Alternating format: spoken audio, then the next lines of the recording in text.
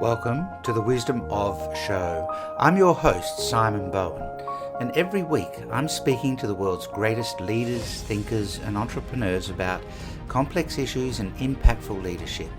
Join us in the Renaissance of Wisdom.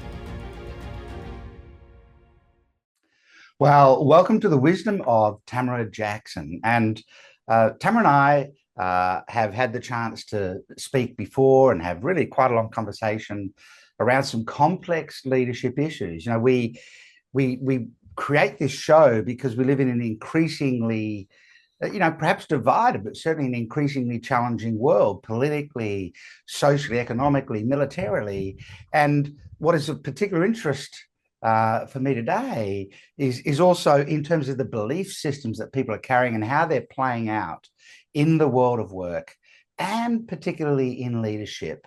And so Tamara is the visionary and the founder of Beaconship, and she really works with leadership across all forms of appearance in business and in organizations of all shapes and sizes, leaning in on what does that leadership look like and what are the conflicts and struggles coming from a faith-based approach to leadership. Let me pause for a moment before you make a decision about whether you're going to watch the rest of the show.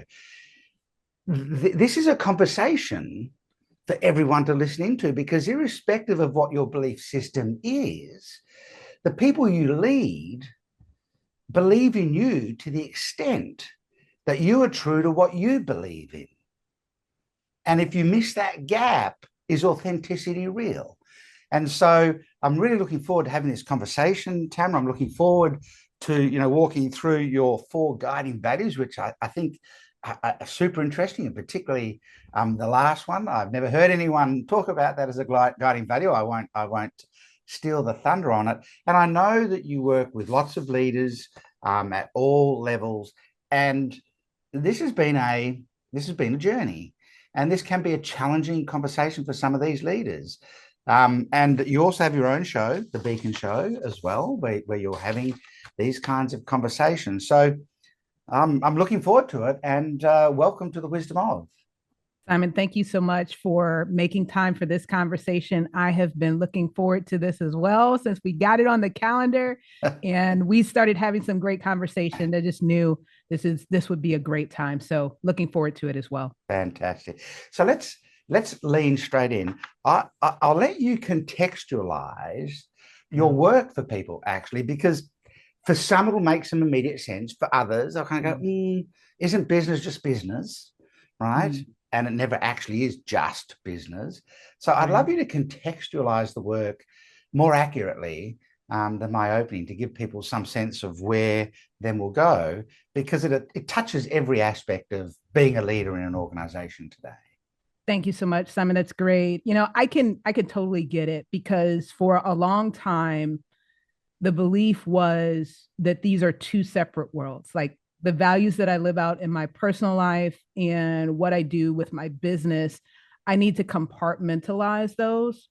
And the good news is that what I have learned and what I am seeing others embrace is the more that I live out my values on a daily basis in any setting, the more I'm going to attract people that appreciate that authenticity, that respect, even if they don't agree with all of those values. Because being a person of principle is something that we find attractive in leaders. We like leaders that are decisive, that are willing to take a stand, that will hold fast to what they believe is the right thing. And so Beaconship is all about saying, hey, I believe that, my faith is actually a source of strength. It's not a liability. It's something that helps me to be a more effective leader, because I'm not just relying on my experiences, my wisdom, or even the people that are within my network. I am tapping into another source to be able to get insight that maybe I wouldn't otherwise have. Yeah. So I think that puts us in a place where we're, as faith-driven leaders, able to bring many times a unique perspective to the situation, because a person that really embraces their faith when it comes to leadership is going to make room for a pause. my immediate thought might be, based on my education and experience, that this is the answer. But wait, let me pause, because there are some things that I don't know, right? Mm. I think the perfect example of that, Simon, is what we saw in 2020. All of the decisions that we made in 2019 at the end of that year were based on the assumption that 2020 was going to look a lot like 2019. But lo and behold, it was completely and totally disruptive, and just something that made us all step back and reevaluate how we operated our businesses, our organizations, our ministries, right? So it's a recognition that I don't know everything. There is power in pausing and seeking that additional form of input and guidance in how I show up for my team, for my clients, and the message that I put out into the world. So a beacon is someone who believes that a part of their role as a leader is to be a light for others. So it's instead of pushing away being a role model, it's embracing that and saying, listen, I have been blessed with all of these gifts, skills, and talents. I want to use those to make a difference in the world. And I want to be that lighthouse for those that are lost and are not sure how to find their way. I want to be that source of direction for them. And so I'm really excited about being able to build this community of people that are willing to accept that responsibility, because it is a big one, and also use it for good, right? So it's not just, well, it's great to do that within a church or a ministry context. A lot of the work that we do in Beaconship is actually in the nonprofit space and in for-profit businesses, showing that it is possible to live out your values and have a successful business. So that's the mission that we're on here at Beaconship. Fantastic. And it's given me three topics I'd like to step into based on what you've just shared. And, I think free enterprise is one of the most powerful forces for good on the planet. And I choose the word free enterprise deliberately because it covers the for-profit and not-for-profit space. They're both spaces where someone's made the choice to do something and then build the machinery of an organization around it and be able to do it at volume and scale, right? Right. And so often people might I want to be a leader of an organization, or I want to be a leader of a company, and it's just interesting. You're saying, no, really, are we challenged to make the decision, I want to be a lighthouse for other people, right? Because organizations only exist because of people. And so leadership is a gift. It's not a right. And so, when someone's stepping into the role of leader, I think that's that's kind of the first topic to lean in. I think that's a really interesting observation. I've worked with a lot of CEOs one-to-one, and I started to ask the question, when did you make the conscious and deliberate decision that you wanted to be the CEO and you had the capacity and the capability? And no one's ever, and everyone I've asked that, I've said, I never actually really had made that decision. I was the FO or the COO and next career move, as opposed to when did you make the decision that you believed you could be this beacon for everyone else and happy that the buck stops with you? And so that idea of actively accepting the role model as opposed to pushing it away, how would the world be different? And I've got to remember the other two things that I want to talk about with you, because they're subtle little things that you said, which I think are super useful for us to highlight for people. But this idea of role model, how would the world be different if every organization, every board, before they appointed, say, a CEO of an organization, and every person before they accepted the role of CEO of the organization said, do I want to be a role model? And do I think I can be a beacon of light for everyone that's affected by it? How do you think the world would be different if that was the first selection criteria, if you like? How willing are you to accept the role model function of this leadership role? I think it'd be different. I'm interested in how it'd be different. Yeah, I do think it would be different, Simon, and I think different in a good way, because when you focus on the being a light for others, it shifts the conversation to what is best for me to what is best for all of us, right? And so it challenges you to really take an approach that says, I have been, as you said earlier, Simon, this is not a right. This is a privilege that I have. And in stepping into this, there is some inherent responsibility that comes with this that means that I have to, from our perspective in Beaconship, we're certainly pausing for that divine guidance.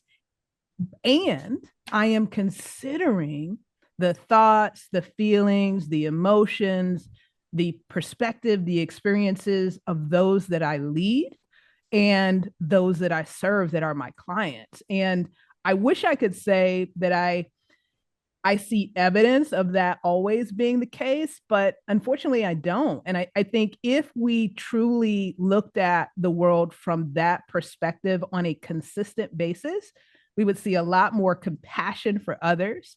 We would see a lot less division in the world. And I think overall, we would see a better state of flourishing for everyone, because it wouldn't just be about what's good for me or even what's good for my company. If we really take that we broadly and think about how I fit into the broader ecosystem of life, how I contribute to our communities, to our country's success or failure, that's a whole different way of looking at things than, in my experience, what typically is done within a organizational setting. There's almost a continuum, with the ego of self at one end and the ecology of the whole at the other. And it's finding that place through the middle, because leaders need to have a level of self-confidence and ego that says, I can do this, right? But too far to the ego of self becomes dangerous. Too far to the ecology of the whole actually almost creates a lack of movement. Nothing happens, and it's finding that space in the middle. So it is interesting. What triggered my thought was when you said that people actively seek the responsibility of the role model. And it leads us into that second topic that popped out of the first conversation you had, and it's the idea of compartmentalization, right? Because we do think, leave your private life at home and, live your work life at work. However, if a leader of an organization was suffering chronic fatigue syndrome or some significant medical condition, they wouldn't be saying, well, I bundle that into a compartment, I leave that at home, and then when I get to work, I don't deal with that. It's because, a person is a whole. And yet in things like what are your belief systems, and well, I compartmentalize my private life, but what I do at work is work, and hey, it's just business, and in fact it's never business. So I'd love to just dive into, I suspect, without any prior notice to you about the question, that you do see the cost of compartmentalization sometimes in people when they try to compartmentalize, not recognizing that you are one person and you come in your whole authentic self. Is authenticity a part of the cost of trying to compartmentalize? I'd love you to lean in onto this. When people try to compartmentalize, which probably isn't possible in reality, what's the cost of that, and what's the upside of just showing up? This is exactly who I am, what I believe in, and everything else. So can we lean in on that? Yeah, it's a great discussion to have, because I don't know if people really think about compartmentalizing being something that results in a cost. I can reflect on some conversations that I've had with leaders over the last few weeks, leaders that have said, for a long time, I did separate my values from my business, and there were a lot of benefits to that. I felt like, I was bringing in clients, I was seeing, my influence grow, all of these things, right? So these are all the things that as leaders we want, right? We want to see more success, more influence, more power used in a good way. but there was a problem. The problem is that these leaders were feeling out of alignment with who they were. So while they had these outward drippings of success, internally they were in this state of I don't want to say confusion, but because I think they were clear on the path that they wanted to take, but confusion in that, is this really the right thing to do? Because if I do this, I may lose some clients. I might lose some influence that I have with other people. There might be positions that I'm currently in that I no longer will be able to be in because not everyone shares my values. But the conclusion that they came to, and it's one that I came to as well, is it's not worth it's not worth it, right? Whatever gains that I get from living out of alignment with who I truly am aren't worth it because I'm giving up my peace for that. And when I'm giving up my peace, then ultimately I'm not really free. And I think that's really at the end of the day, that's what we're all looking for. Is we want to live in peace. We want to have a sense of freedom. And if you are a prisoner to this image that you've created that isn't in alignment with who you are at your core and what you believe, that's a terrible price to pay. So what I have found, in talking with these leaders and on my own journey myself, is the more that you step into who you really are and what you believe, yes, you may lose on one end people that don't share those beliefs or can't respect those beliefs, because not every person that I work with has the exact same values that I have. So sometimes it's not about we have the same values, it's can I respect where you're coming from and what you believe. So sometimes that means you're going to lose some people that don't share the values, don't respect the values, but that's an incomplete picture, Simon, because what's also going to happen is you're going to gain people that do appreciate the stance that you've taken, that do share some of the same values, and have been waiting for someone in that respective industry or space that can step up and identify with who they are and what they believe. We tend to gravitate towards people that we have things in common with. And so I think it's easy to think, well, these are all the things that I'm going to lose, but don't forget what you're going to gain as well. Yeah, it's interesting. I spend a lot of time in the marketing and sales space with companies, and one of the challenges is, whilst the conversation about find your niche, find your crowd has been around forever, it's still almost a subconscious view that people have that we have to sell to everybody. We have to appeal to everybody. We have to have the whole market love us. And that's almost impossible to do. And if you do actually get the whole market to at least relate to you, you've probably commoditized. In other words, you've diluted to generic. And I love what you said about you don't have to have the same belief systems as me, but can you respect mine? And because I'm going to respect yours.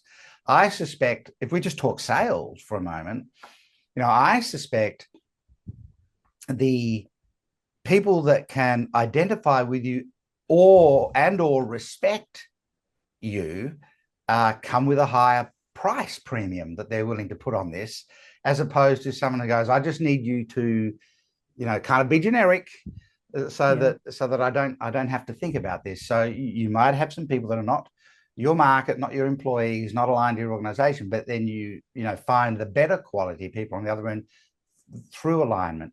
The other thing you mentioned was that, as a part of your journey, what you discovered was that it also gave you pause. Now, pause is a very interesting topic, because it's almost disappeared from the world today. Somebody sends you an email that you don't like, hit caps lock and away you go, and then hit send before you've even stopped for a second to think if this is the smartest thing you could possibly do. And Stephen Covey, one of the things that he spoke about, which resonated enormously with me, is animals have stimulus response, right? See a danger, run or attack. but humans are different because we have a space between stimulus and response, which is called free will, That's right? good. So we have the ability to see a stimulus and then choose the response. Mm-hmm. And what that requires is pause. Every decision requires at least a moment of pause to think through the decision. Pause is also one of the most effective strategies in sport. The pause and the head fake in basketball. And pause is a technique, a principle, a strategy that I feel like has been disappearing from the world. But Mm-hmm. leaders need more pause now before they make decisions. And it's, I mean, maybe through examples that you've had with other leaders where thinking through this has actually given them a moment of pause to kind of go, Yeah. is this actually the right thing for us to be doing in organizations? Uh, Huge. years ago in Australia, um, companies were making people redundant all over the place and giving out redundancy packages. It was almost like it was the first decision. Oh, the economy is pretty tough. Let's get rid of a lot of people. All the evidence was they rehired all those numbers again. Yeah. They just happened to pay out a whole lot of money in redundancy payments in between, but lost corporate culture and everything else, as opposed to, can we just pause for a moment and think our way through this? Mm-hmm. Yeah, how have you witnessed pause playing out as people, come to their leadership through beliefs, through faith systems, through their authenticity and things like that? Yes, I mean it's really tough. I agree with your statement because of the advances that we now have in technology, we have been conditioned that everything should happen in an instant. I Yeah. put something in a microwave in 30 seconds, it's warm. I send an email, the person has it in seconds. And by implication, that means they should respond within minutes.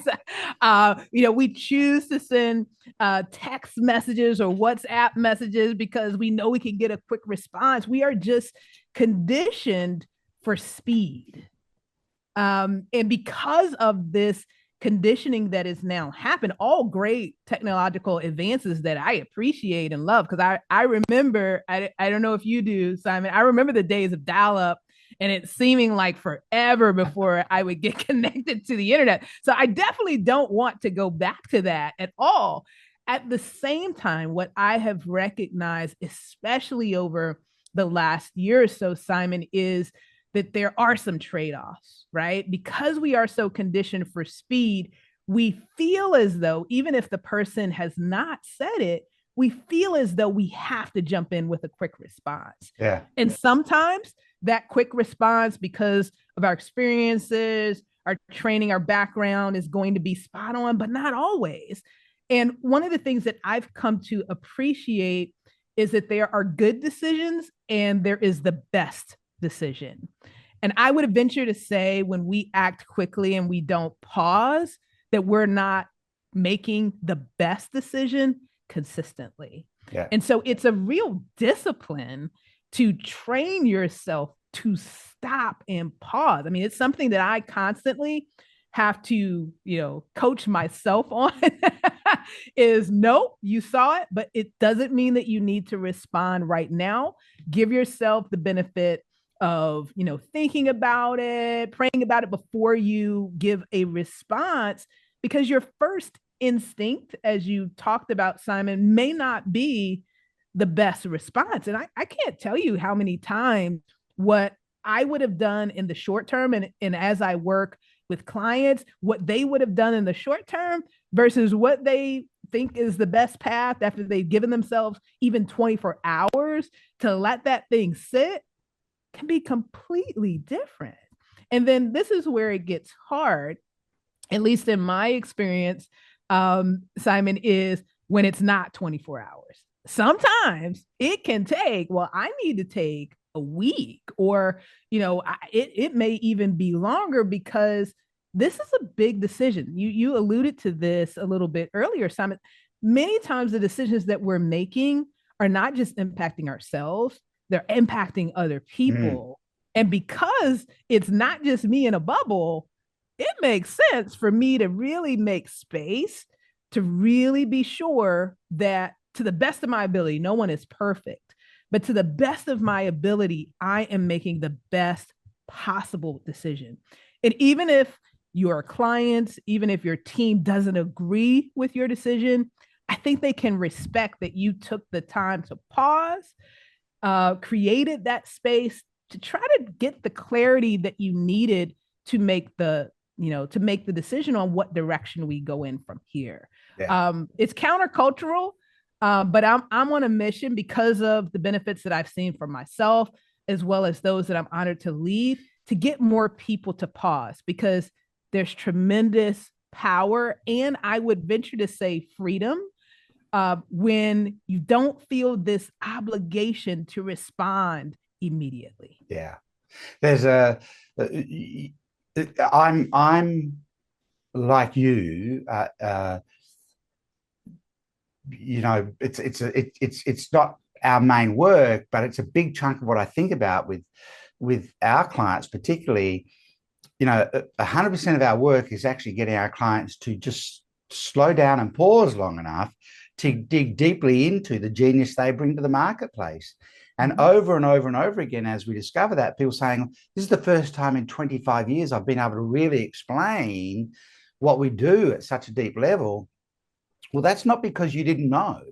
It's because we've never taken the time to actually dig deep into it. There's some other side consequences of this as well. It's a common thing these days for people to say, I help people get clarity. If you help people get clarity, you should be causing them to pause, because clarity is found in the space between.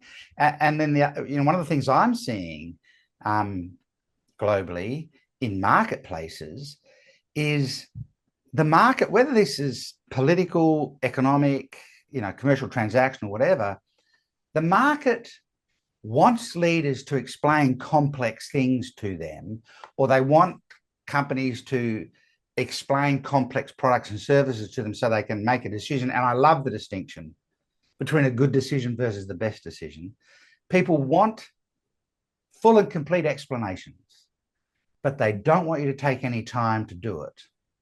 So give me a full and complete expectation, but do it in 25 words. Yes. Because I don't have the time to sit and listen for an hour, right? It's just, it's ridiculous. Like, explain to me what is going on with this very difficult political situation right now, so that I can fully understand it. Okay. Well, actually, that's as long as I've got. You took too long. Sorry.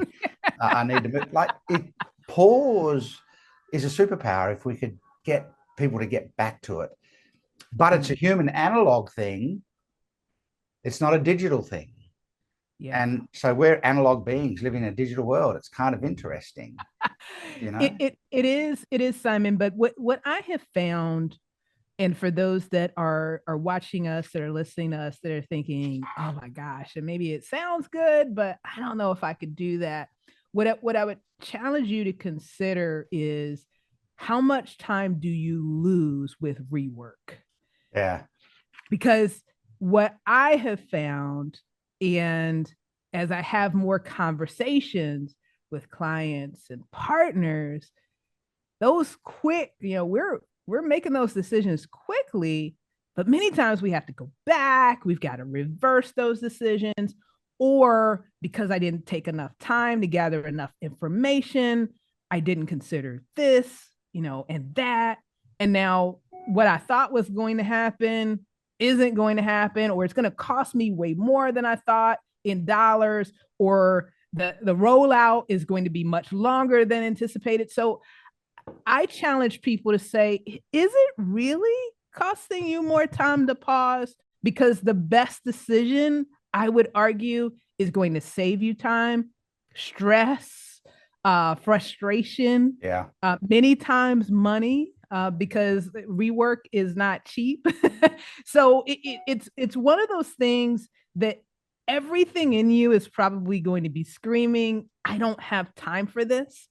But when that is the case, I would say that is when you should lean into your pause more, because that is more of an instinctive, hey, I need to do this quickly, but that's not honoring the responsibility that you have to yourself, to those that you lead, and to your clients. You owe them taking the time to make the best decision for overall, right? Not Yeah. just what seems to be right in the moment, but what is long term going to be the best decision.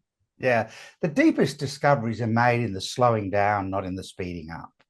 That's right. Some of the greatest inventions and medical discoveries and other things that we've had throughout the course of humanity were always made in the slowing down and not the speeding up.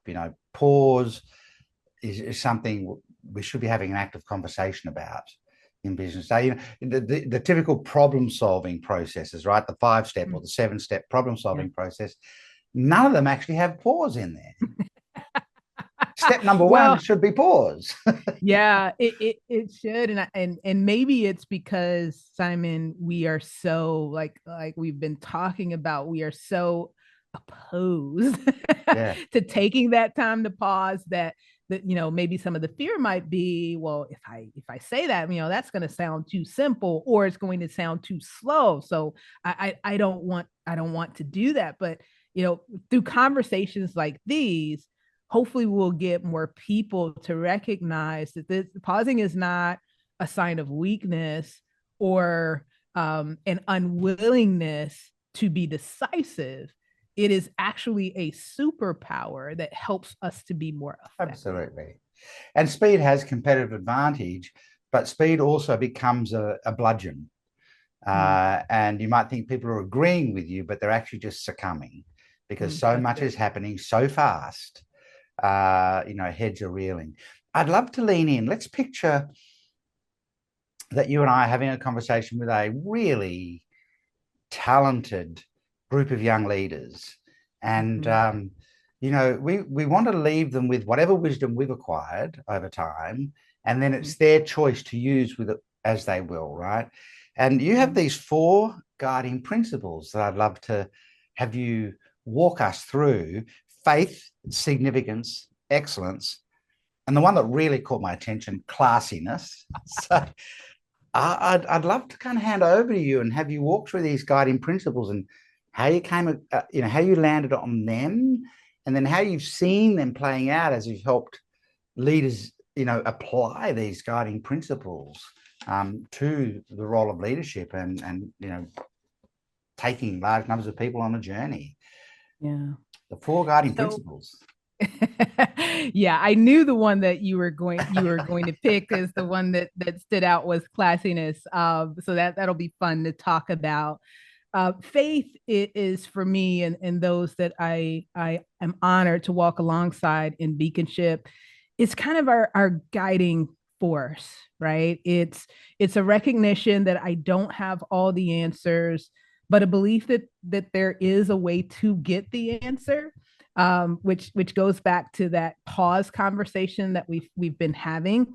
And so it's just a recognition that I need more than just me. I need more than just my insights and my instincts. I need to go to a source that knows more than I do and that can help reveal things to me that will help me to be more effective as a leader. So that's how I would speak to faith.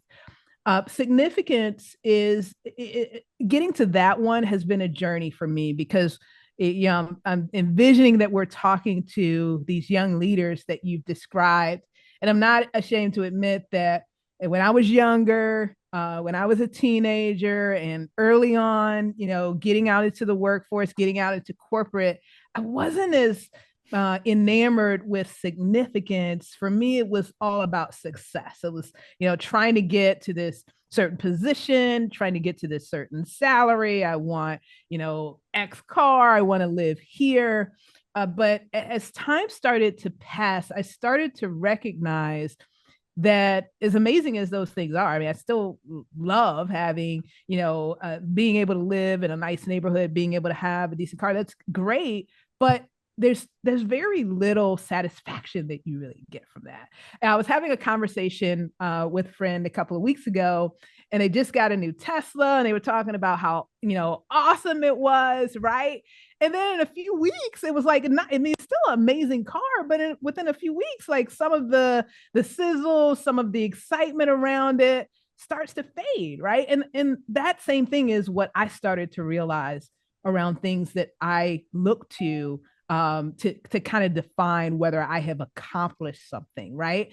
And so now it's about significance. Like, what difference am I truly making in the world? What legacy am I leaving behind? What will speak for me when I'm no longer here? That's what I want to make sure that I am using my time for. Those other things, and here's the other thing, they come and go, right? Sometimes it's amazing, you got everything you want, and then in an instant something can happen that makes all of those things seem meaningless. So for us, it's about significance. Excellence is also really, really important to me, and those that I surround myself with, because there's a lot of people that cut corners and just do things halfway. And I feel like if you're going to do something, you want to do it well, but at the same time, you don't want to. And this is a battle that I have to fight sometimes too, Simon. I'll confess, you don't want to get caught up in perfectionism.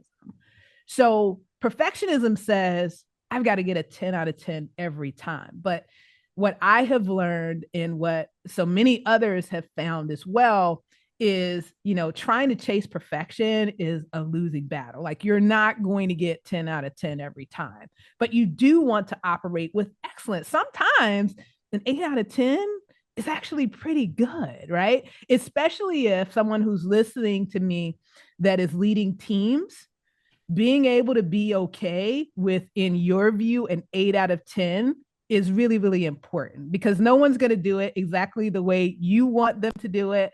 No one's going to, be able to read your mind all the time. So being able to say, hey, this is pretty good. Maybe it's not exactly the way I would have done it, but they've done it well. They've operated in excellence. It's a good representation of our brand and our business.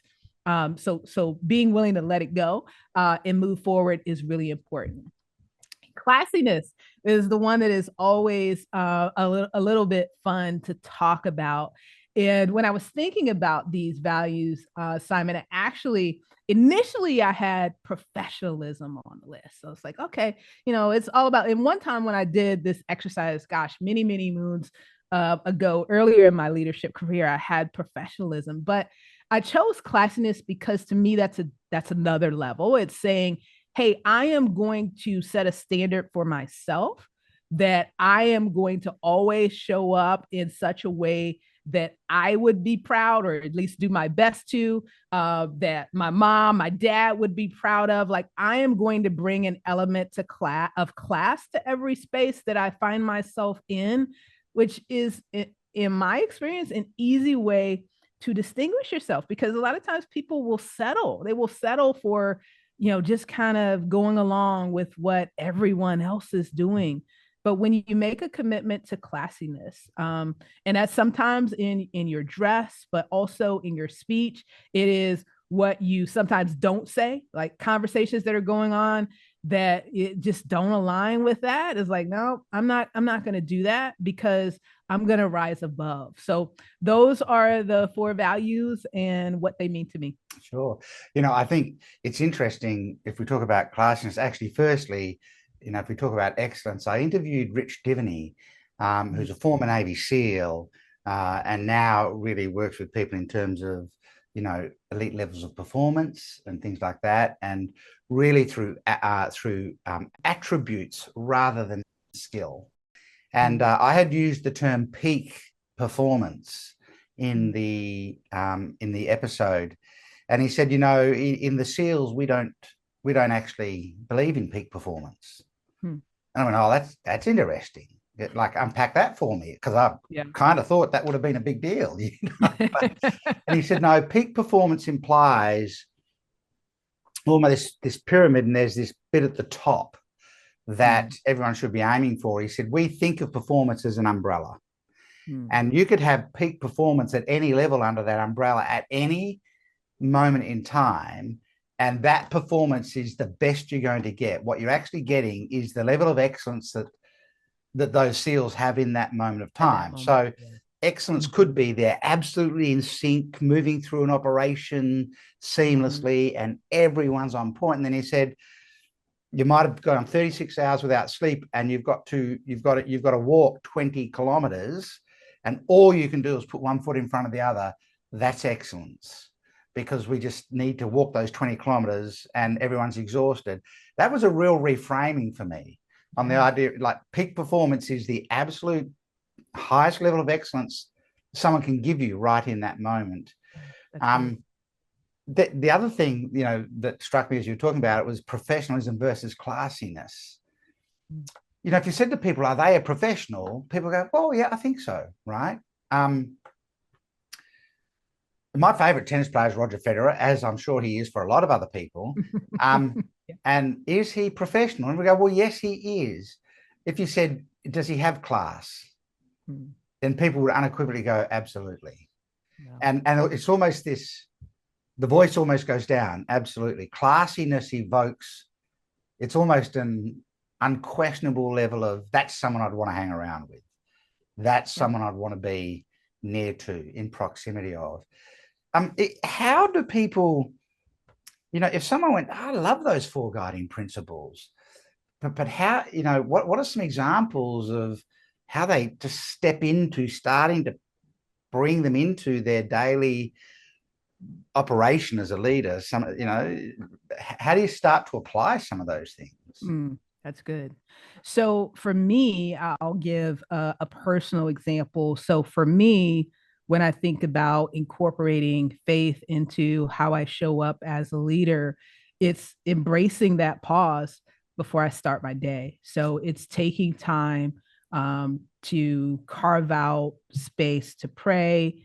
It's reading my Bible. It's getting that insight in that direction before I jump onto my laptop or start responding to emails and things like that. It's creating that space, and don't get caught up, for someone who's watching us or listening, if this is new to you, don't get caught up in, well, I need to do this for 30 minutes or like, just start, right? Just start creating the habit of pausing and allowing this to be a part of your day.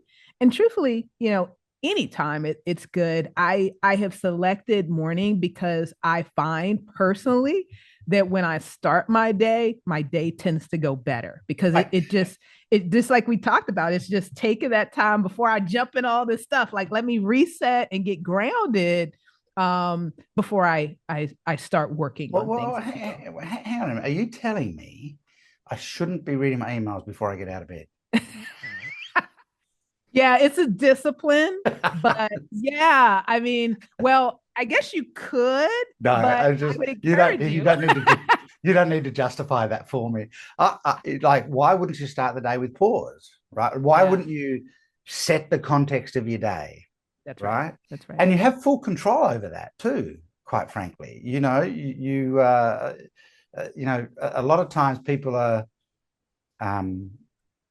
feel like there's so much they don't have control over, but you do have full control over the first 30 minutes of your day. Yes, yes, you um, do. That's kind of really interesting. So if we keep pushing through, practical ways, how do we apply these guiding principles? Yeah. So let me tackle significance next. So when I think about how I incorporate significance into my daily life as a leader, it is taking the time to step back and say, is this going to matter 6 months from now, a year from now, 2 years from now, 3 years from now? And if it's not, I'm probably not going to spend a lot of time on it, to be quite honest, because sometimes, we get so caught up in all of the things that are on our to-do list, that are on our plate. And while they are all vying for equal attention, they don't have equal value. And so recognizing that is the case and asking yourself those questions about what's really important here, and then making the conscious decision to focus on those important things, which, oh, by the way, sometimes are going to be in direct conflict with the urgent things, is what that's about for me. So It's a decision to prioritize that, I put myself through on a daily, a weekly, monthly basis. Like I'm looking back, okay, what did I accomplish? What did we accomplish as an organization? And is that in alignment with, the highest good, what I believe we are called to do and called to accomplish? And if the answer is yes, awesome, rock on, let's keep doing that. If the answer is no, then it's time to make some adjustments, because I said a little bit earlier, but I'll reiterate what is most important to me at this stage in life is doing what I'm supposed to do, doing what I feel that I'm called to do, and leaving things behind that will speak for me when I am no longer here. Mm. And so if that is your focus and the lens in which you view your work, then that completely changes what you focus on. So that's what significance means Sure. to me. Then excellence. This is Excellence. interesting. Yeah. Yeah. Yeah. So let's talk about excellence. So I gave the example earlier because it was a really important one for me to embrace as a leader. And I think we all get to a point where we realize I can't do everything. I just can't. And we can try and stress ourselves out and drive ourselves crazy, which means that we're not able to bring our best to our team and to our clients because we're overworking and overextended.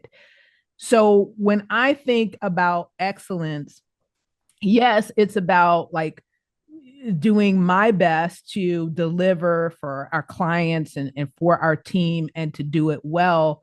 But it's also modeling for my team that it doesn't mean everything is perfect. Like it's being willing to say, and I say this often, I made a mistake. I was wrong. And if someone on my team makes a mistake, it's okay. There's a statement that I make often. When they watch this, they'll probably laugh because I say it a lot. 99% of things can be fixed. And I tell myself that and I told them that because I want to take the pressure off of I've got to do everything right all the time. I should strive for excellence, absolutely, but I want to relieve myself and my team of the pressure to always dot every I and cross every T, because the reality is that we are all human and mistakes are a part of the journey. They're a part of the process. Yeah. It's I'll go back to Roger Federer again. I'm not a super fan, but I find some of his articulation of his success interesting. And he said what people don't realize, he was giving a speech to a graduating group of students at a university somewhere. And he said, what people don't actually realize, because they never study my statistics, but he said, I lost as many shots as I won in my professional career. It was like 50-50. It's like 52-48 or something like that. And he said, but I won the ones that mattered. So he said, I crafted my game on knowing which points really mattered. But I lost as many as I won on a point by point basis. Yeah. But I'm in the top 3 tennis players the world's ever seen. The interpretation of excellence is when it really matters. Yeah. Give it everything that you've got, but still give it your best in all those other times. And yes, mistakes will occur, and the job is to learn from them. We win, we lose, or we learn. And losing and learning are a choice we get to make. So then, how do we bring classiness into everyday leadership? Yeah. It's funny because I think it sounds like it's a big thing, but I think it's really a very simple thing to execute. So it's making the decision when you're hopping on an interview like this one, to bring an element of class to the conversation, right? So dressing in a way that would communicate class, articulating in a way that would communicate this is a high level conversation. I want to talk about things that are really important, that really matter.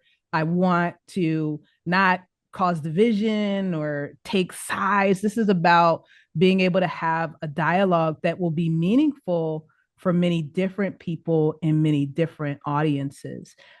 It's also last week I was at a conference, and it wasn't something that I communicated to someone, but it was things people said to me. It was what I chose to wear to that conference, right? So there are very simple ways that you can just make a decision. You know what? I'm willing to invest time to maybe put on a little makeup, to put on some pearls, or for guys, to put on a nice jacket. And, you can wear anything to these things, but just because you can doesn't necessarily mean that it's the best, representation of you and your brand.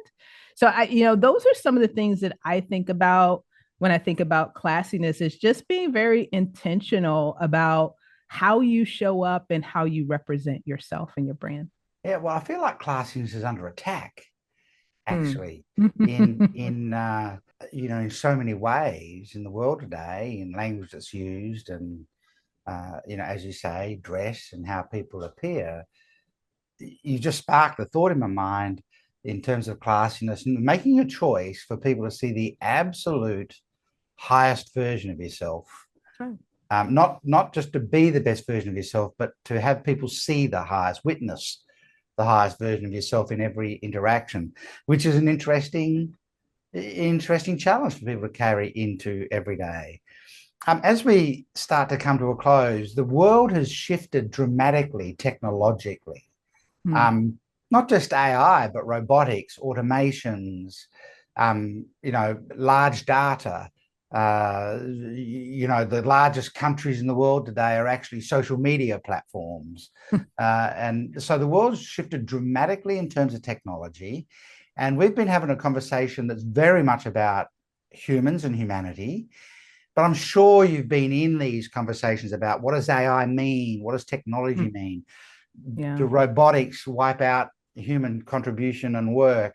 I'd love to get your perspective on this idea of beaconship in an increasingly technologically driven world, because, as I said before, humans are analog, actually, trying to survive in a technological world, a digital world. What are the kinds of conversations you're finding yourself in as you talk about beaconship and being that lighthouse for people, and yet all this technology is unfolding? Yeah, it's a very big conversation. AI, virtual reality, all of these advancements that have come about, and it seems like it's happened in an instant. But I've shared with some people, Simon, I can actually remember using versions of AI. Maybe they weren't as popular or as front and center as current mainstreams like ChatGPT, but I remember using some of this stuff in marketing in 2021. So it seems like it's in an instant, but these are things that have been developed and have been picking up steam, and now are undeniable. Like, it's not just certain populations that are being exposed to it. In some instances, depending upon who you ask, you can feel like it is taking over. And I know that there's a lot of conversation around what that means for jobs. Do we get to a point where the technology is so advanced that it is actually replacing humans? And in the face space, there's also conversation around, well, sometimes the outputs that I get from AI are not accurate with my view of our faith systems. And so there's a lot of questions. What do they call them? Hallucinations, I think, is what they call it, that AI can make at times, right? And then there's the conversation around, well, now how do you know whether it's really that person, or is it a manufactured version of them? Because now it's so close in a lot of instances that you can't really tell. So now people can be using this amazing technology to deceive others, right? So there's a lot of conversations around the moral, the ethical implications, and then what does it do to society at large as these things start picking up steam. So my view on it is anything, regardless of what we're talking about, is a tool. So tools can be used for good and they can be used for bad. So what we talk about at Beaconship is how can we be a part of the conversation that sets the guidelines, that sets the parameters, that says that this is an acceptable use of this thing. Using it to deceive, to intentionally deceive others is not okay, and we will not embrace. We will not stand for that. But also, how can we use this to further our mission? And the things that we can accomplish using AI in a matter of seconds that would have taken us weeks, months, years to do. Wow, let's leverage that not to take humans out of the equation, but make life better for humans. So I think it's a matter of, as we've talked about many things here today, Simon, it's the perspective that we bring to the conversation that's going to shape what actions we take.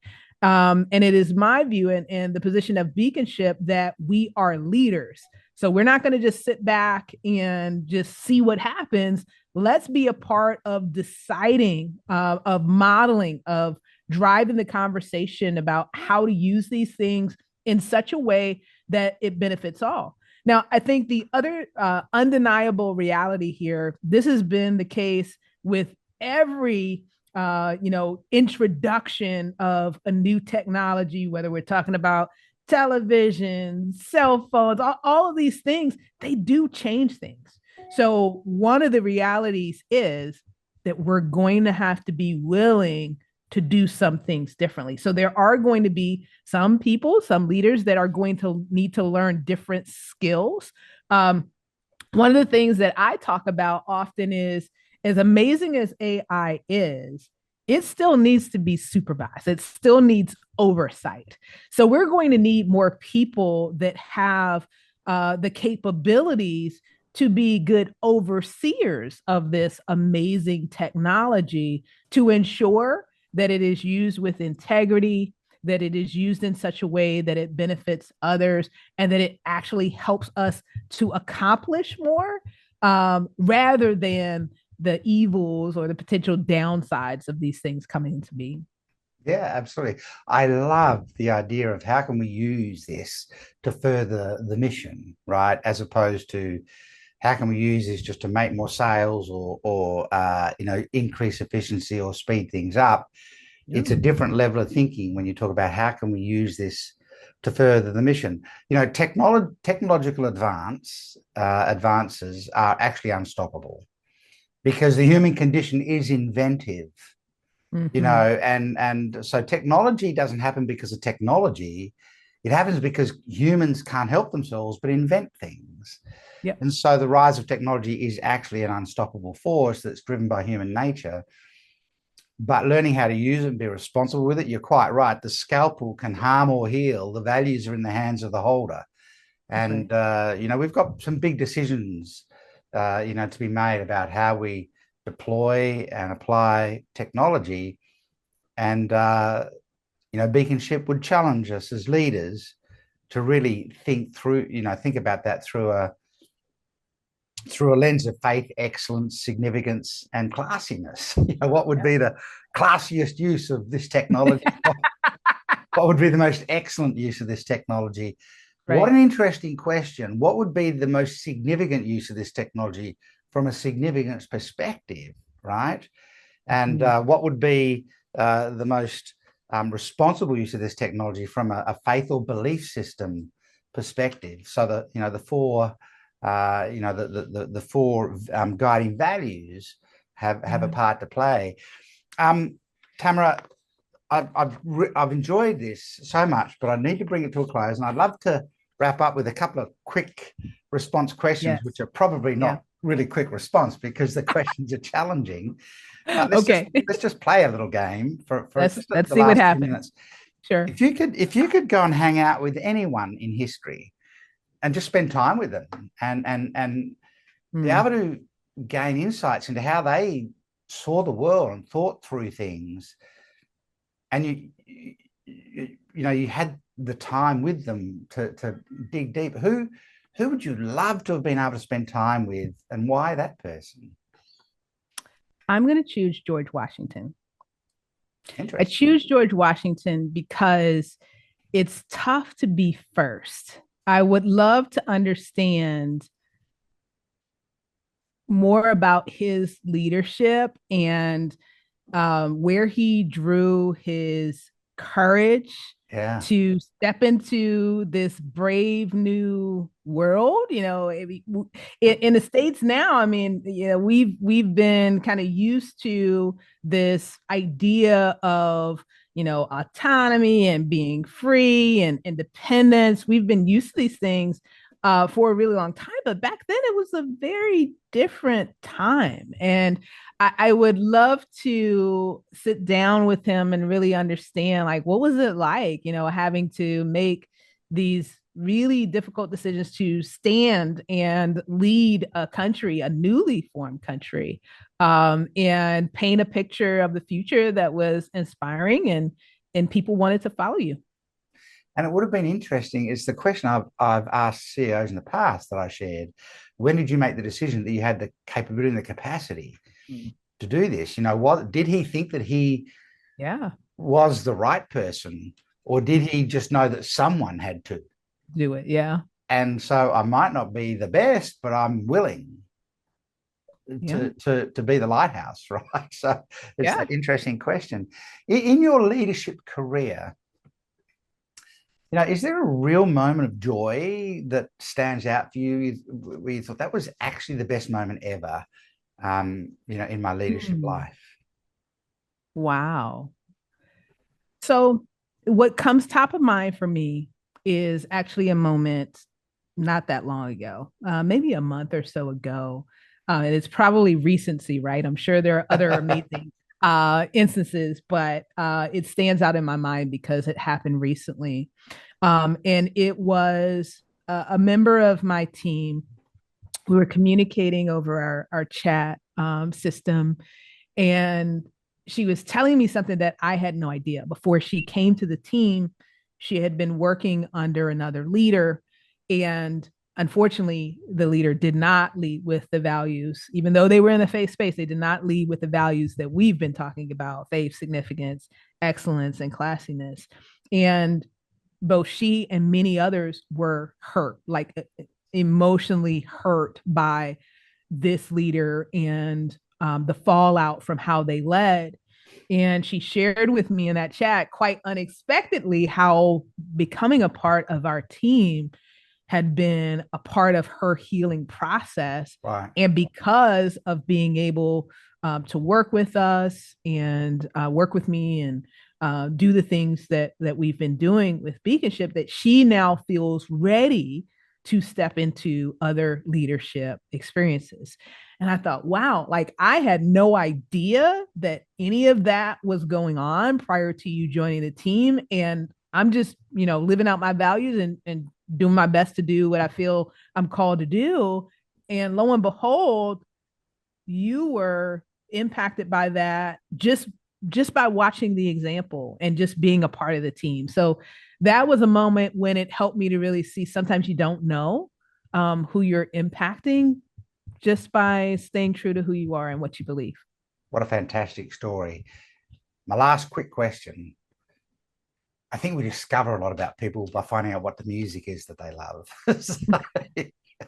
And people wouldn't think it looking at me today, but I am an absolute mad keen David Bowie fan, have been, my entire kind of teen and adult life for Yeah. lots of reasons. I think he's one of the creative forces of the kind of the 20th and 21st century. What's the music, or who are the musicians, or a musician that for whatever reason has just been one of you keep being pulled back to them and to their music? Yeah. So this is actually an interesting question. You're going to be surprised by my answer. I am. I don't know what happened, Simon. When I was in college, I was all over music. Like some of the people that are watching, I'd be like, what are those? But I had CDs galore, like cases and cases and cases of CDs because I absolutely love music. But for some reason, as time went on, I did not, kind of retain that passion for certain artists, and really like buying all of their music. So right now, what I would say is there are two genres that I listen to most frequently, and they are often at opposite ends of the spectrum. So in the States, there are stations like K-Love, which plays like contemporary Christian music.